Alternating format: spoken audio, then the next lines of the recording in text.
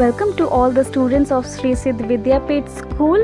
So students, today we will start the second chapter of science, which is nutrition in animals. Okay, so students, in the previous chapter you have learned that plants can prepare their own food by the process of photosynthesis, but animals cannot.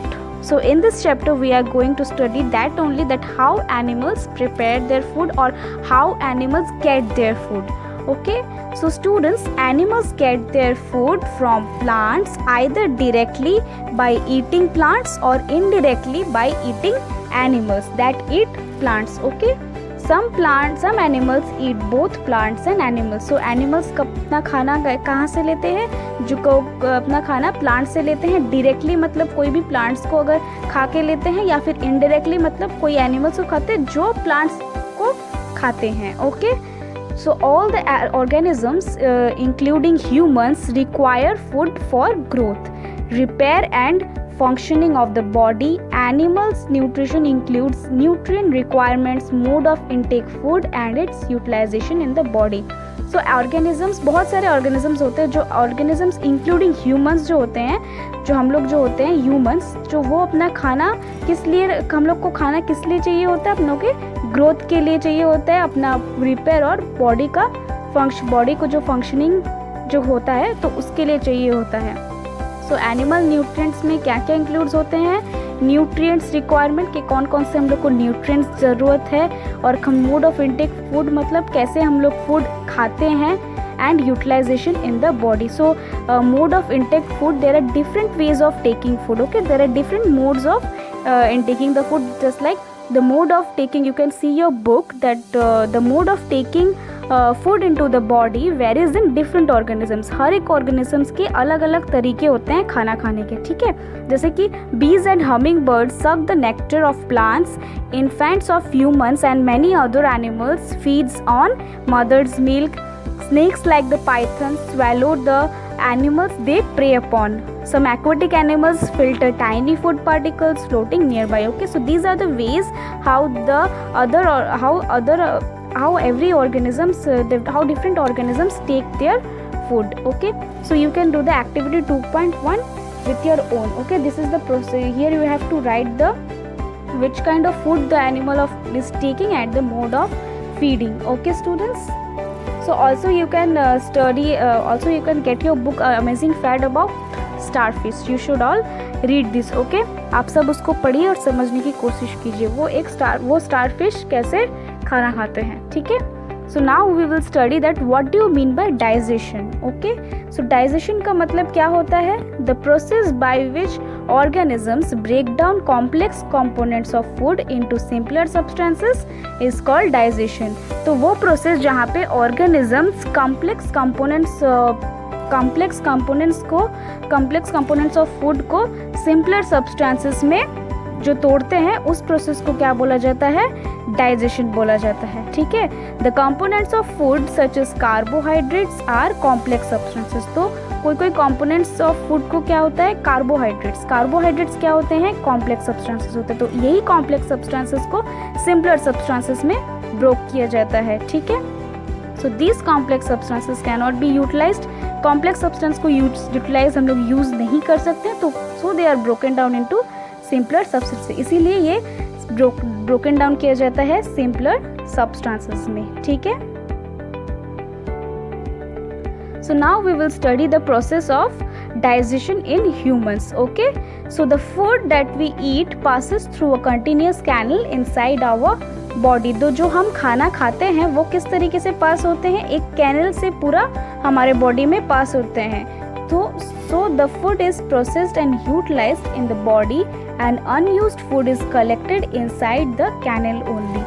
जो this canal begins at the buccal cavity and ends at the anus. ठीक है, ये रहा buccal cavity. so this canal यहाँ से start होता है ये canal and ends it here. anus में यहाँ पे ये होल एक canal है. ठीक है, सो ये जो कैनल है, यहाँ पे फूड को क्या किया जाता है, प्रोसेस किया जाता है और उसको बॉडी के लिए यूटिलाइज्ड किया जाता है। उसमें से जो कॉम्प्लेक्स सब्सटेंसेस रहते हैं उसको सिंपलर सब्सटेंसेस में ब्रोक किया जाता है और उसको यूज़ किया जाता है। जो अनयूज्ड फूड रहता है वो कलेक्ट हो जाता है अंदर ही, ठीक है। So this canal is often called as alimentary canal और डाइजेस्टिव ट्रैक्ट। इसको क्या बोला जाता है, एलिमेंट्री कैनल और digestive tract. Okay, so this canal can be divided into various compartments. ये कैनल बहुत सारे कंपार्टमेंट्स में डिवाइड किया हुआ है।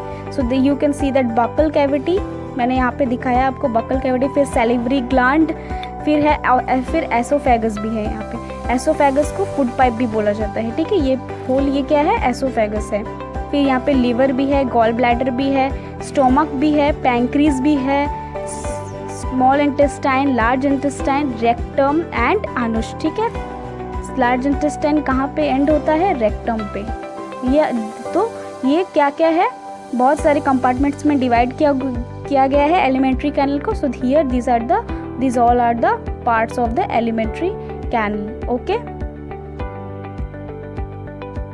so now in the elementary canal there are three glands which are present. Okay, so elementary canal में 3 glands present होते हैं। so क्या क्या glands है वो, there are 3 glands associated with the elementary canal which secrete digestive juices that are used to convert the complex food substances into simpler substances. So what are the 3 glands?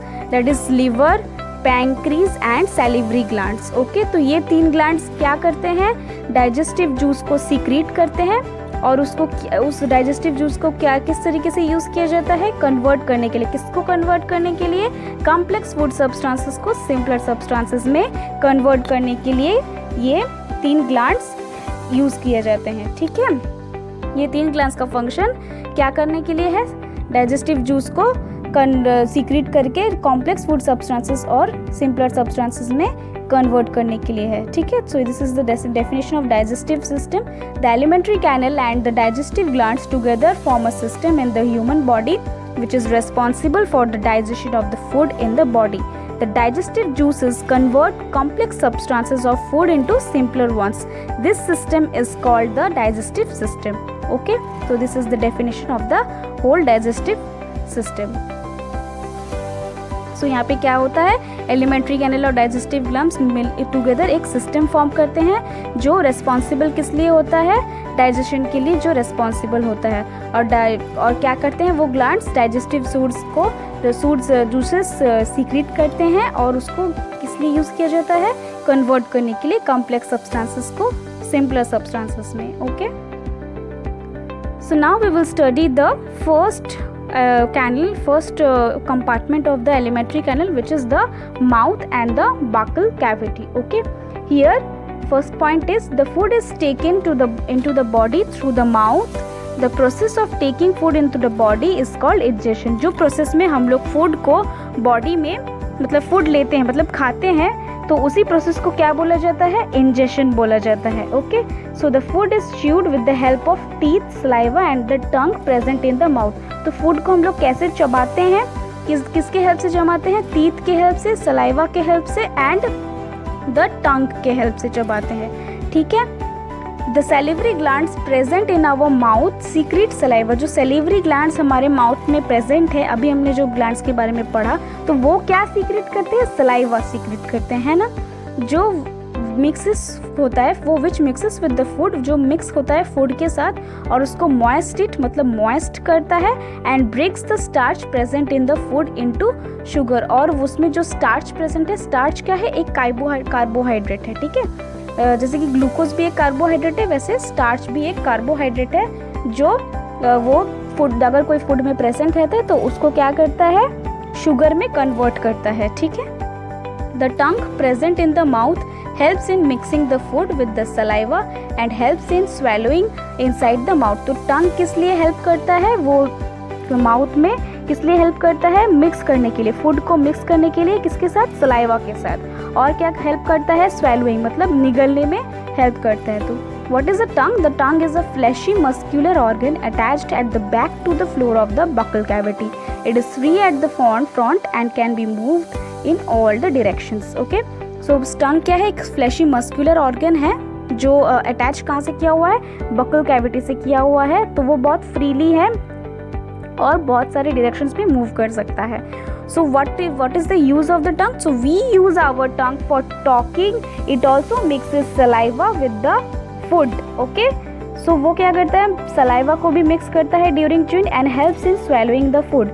It also has taste buds that detect different taste of food. उसमें taste buds भी होते हैं जो बहुत सारे test को हम लोग को ऑब्जर्व करने में, मतलब पहचानने में हमारी मदद करता है. Here you can see the diagram of a tongue showing different regions for taste buds. Like here the tongue tastes bitter, here it tastes sour मतलब खट्टा, bitter मतलब एकदम तीखा, और salty, here you can taste salty, and here you can taste sweet.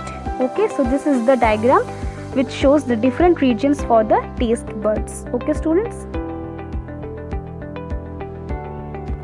now we will study about the teeth. So what are the types of teeth we have? So we have milk teeth. The first set of teeth grows during infancy and they fall off at the age between 6 to 8 years. These are termed as milk teeth.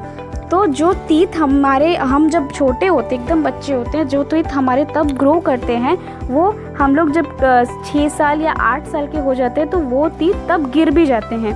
ठीक है, जो teeth गिर जाते हैं उनको क्या बोला जाता है, मिल्क टीथ बोला जाता है. ठीक है, तो after that we will study what is the permanent teeth. The second set that replaces the milk teeth are the permanent teeth. Okay, जो सेकेंड सेट ऑफ टीथ मतलब मिल्क टीथ के गिरने के बाद जो टीथ हमारा वहाँ पे जो होता है, तो उसी को क्या बोला जाता है, permanent teeth. Okay, the permanent teeth may last throughout the life or fall off during old age. Okay, so you students, here you all can see the arrangement of teeth and different types of teeth.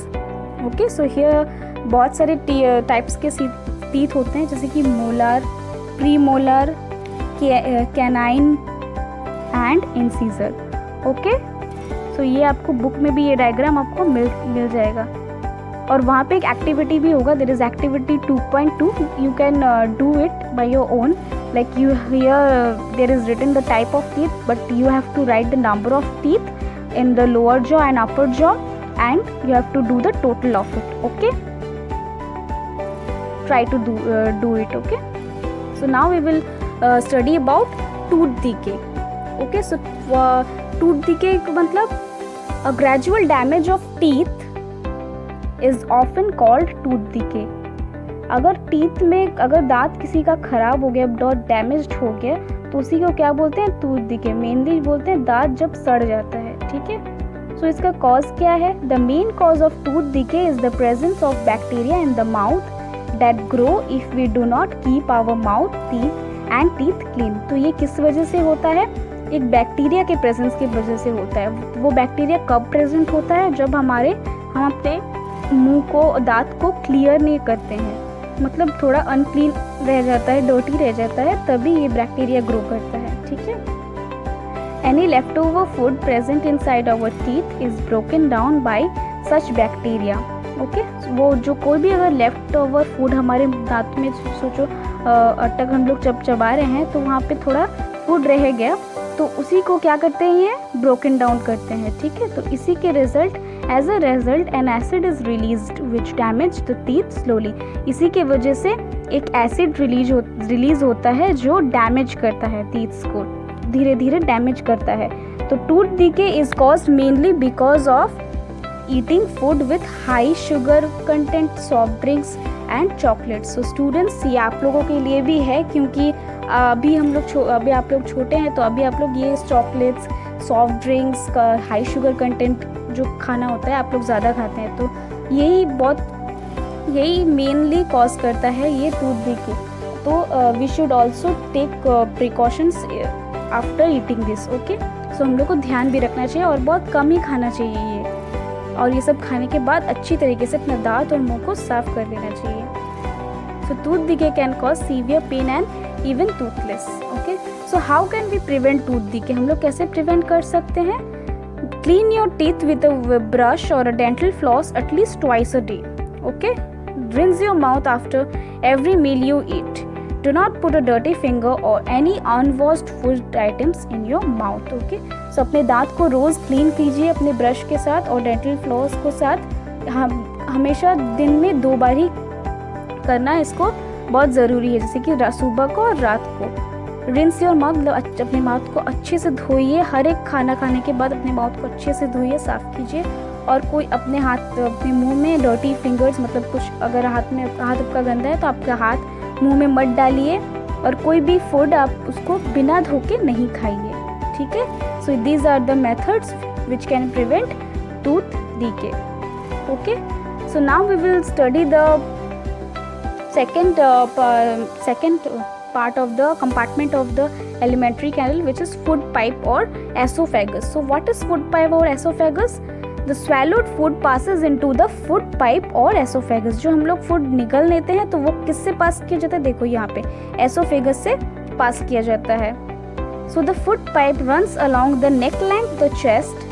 Food is pushed down by movement of the wall in the food pipe. तो food को ये क्या करता है, ये जो wall है, एक एसोफेगस एक ट्यूब है, सोचो यहाँ पे, ठीक है, पाइप की तरह है, फूड पाइप है, पाइप की तरह है। तो ये इसके जो वॉल्स होते हैं तो वो क्या करते हैं, फूड को पुश करते हैं, मतलब धकेलते हैं और उसको स्टोमक तक आने में वो हेल्प करते हैं, ढकेल के, ठीक है। तो actually this movement takes place throughout the alimentary canal and pushes the food downward. तो क्या करते हैं ये पूरा एलिमेंट्री कैनल में यही वाला मूवमेंट, हर एक वॉल्स यहाँ पे फूड को पुश करते हैं और उसको धीरे धीरे नीचे ले जाते हैं, ठीक है। जैसे कि एक स्टेप बाय स्टेप उसको लेके जाके वहाँ पे वो उसका डाइजेशन होता है। तो at the times the food is not accepted by your stomach and is vomited out. अगर सोचो कुछ खाना जो आपको स्टोमक नहीं लेना चाह रहा है, कुछ ऐसा खाना है जो बहुत सोचो गंदा है या फिर वो नहीं लेना चाह रहा है, तो तब हम लोग को क्या हो जाता है, उल्टी, वॉमिट हो जाता है, ठीक है। तो वो तब अपने आप ही मुंह से वो निकाल देता है, ठीक है। So this is the movement of the food in the alimentary canal. You can see here, you can also see this in your book. Okay, so students, for today's आज के लिए इतना ही। We will soon meet with the remaining part of this chapter. Till then you do all these notes in your fair copy, also learn it by heart and read the chapter thoroughly. Okay, do the exercise question number 12. There you have to do their level, you have to level the parts there. Okay, so we will soon meet in the next class with the remaining chapter, with the remaining part of this chapter. Till then study and revise the chapter very carefully, and if you have any doubt you can ask me. Okay, bye students.